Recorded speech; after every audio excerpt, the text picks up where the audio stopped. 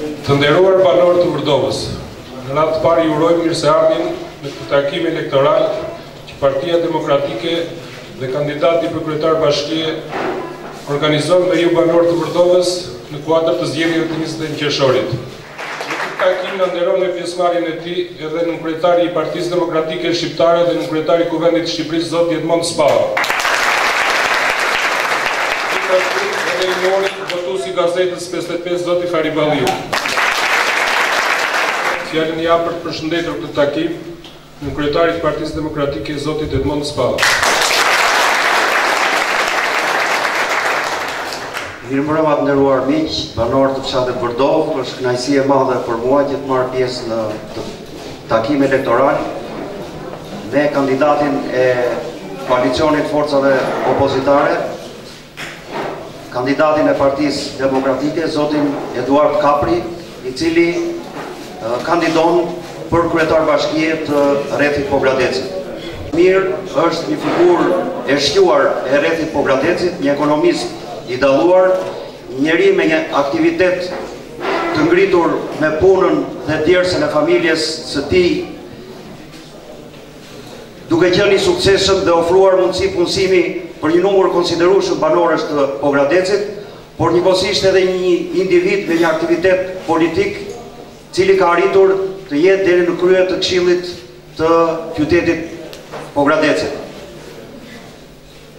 Ne jemi të bindur që në zgjedhjet e 21 qershorit, me kandidaturën që kemi zgjedhur, me reputacionin që ai gëzon, me programin që ka, do të jetë në gjendje të përgjigjet nevojave, shqetësimeve, halleve të rrethit Pogradecit, të qytetit dhe të banorëve të fshatrave dhe komunave të këtij rrethi.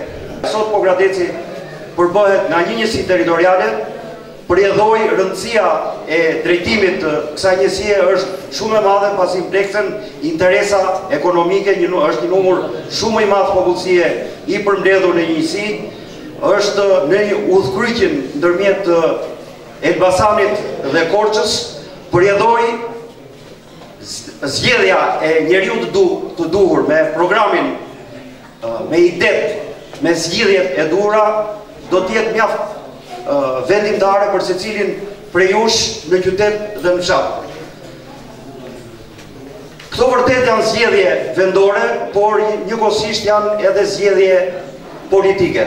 Përse e them këtë? E them pasi prej 2 vitesh ne drejtohemi nga koalicioni forcave të majta, midis Partisë Socialiste dhe Lëvizjes Socialiste për Integrim. Gjatë kësaj periudhe ne kemi qenë në gjendje të bëjmë një vlerësim të qartë, të prekshëm, të asaj çka u premtuar në zgjedhjet e qershorit vitit 2013 dhe realitetit që kemi ndeshur gjatë këtyre 2 viteve. Ju kujtohen premtimet e mëdha që dha Edi Rama në fushatën zgjedhore të vitit 2013, ku premtoi që do të eliminonte tërësisht papunësinë, 1 milion të papunët që supozonte apo pretendonte që i kishte krijuar Partia Demokratike, që do të krijonte një sistem shëndetësor falas, që do të ulte taksat, që do të ulte çmimin e inputeve bujqësore, që do të rriste subvencionet në bujqësi, që do të kryente legalizimet në një periudhë të shkurtër dhe efektive për t'i futur në aktivitetin ekonomik sa më shpejt, dhe një mori premtimesh të tjera të cilat sot, kur i analizojmë, shohim që ishin vetëm fjalë dhe vetëm fjalë. Tani 2 gjëra të them. Partia Demokratike ka zgjedhur kandidaturën më të mirë që mund të zgjidhej në Pogradec. Për hir të së vërtetës duhet të themi një gjë. Kemi kaq vjet që merremi me zgjedhje. Këtë radhë e kemi kandidatin të mirë si partin të mirë si kandidatin, dhe është rasti më i shkëlqyer për të fituar. Sepse Partia Socialiste dhe LSI-ja e nënvlerësuan Pogradecin, se po ta kishin vlerësuar, kishin kandidatura shumë të mira, por duke menduar që ky popull këtu nuk merr vesh, ky popull këtu nuk kupton, ky popull këtu mund të gënjejë, ky popull këtu është i majt, dhe duke menduar të tillë thanë, ne u vëm atë që na do qefi neve. Po qefi i popullit është me Eduard Kapri. Qefi i tyre është aty. Andaj suksese të Vërdovës, bravo e nuk, dhe gjithë demokratike e mirë dhe e shkëlqyer për të gjithë.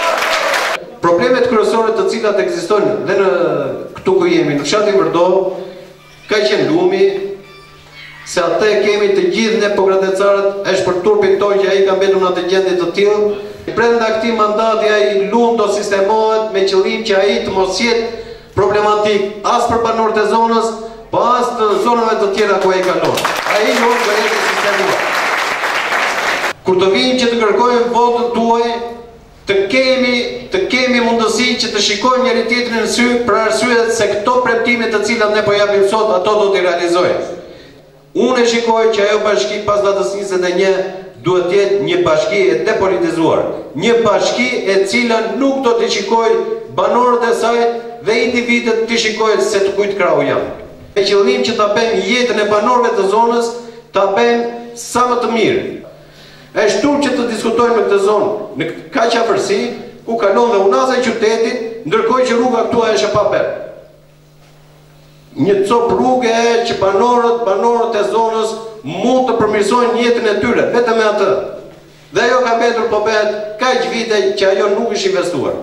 Dhe këto probleme të cilat janë dhe në fshatin tuaj, do të jeni më së bindur që brenda këtij mandati 4 vjeçar ne do të realizojmë.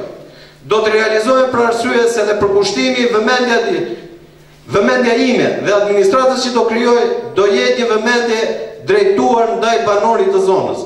Dhe në lidhje me ambientet e shkollave, që janë dhe kende sportive, ka marrë përsipër që të investohet në çdo kend sportiv që kanë nëpër shkolla. Me qëllim që ato të kthehen në kende ku vërtet fëmijët dhe të rinj të kalojnë kohën e tyre, të zhvillojnë në radhë parë procesin mësimor gjatë kohës që janë në mësim, dhe kur ka mbaruar ora e mësimit, ata të kenë mundësi që të kalojnë kohën e tyre të lirë. Në fund të fundit, në rast se nuk investojnë për fëmijët dhe për të rinj, për çfarë po punojnë? Ai është brezi i arshëm dhe përtet duhet kujdesemi me qëllim që t'ja u bëjmë jetën më të lehtë. Mos i futim dhe fëmijët, t'i futim në problemet që kanë të rriturit, që janë dhe problemet ekonomike që janë shkaktuar në këto 14 vjet.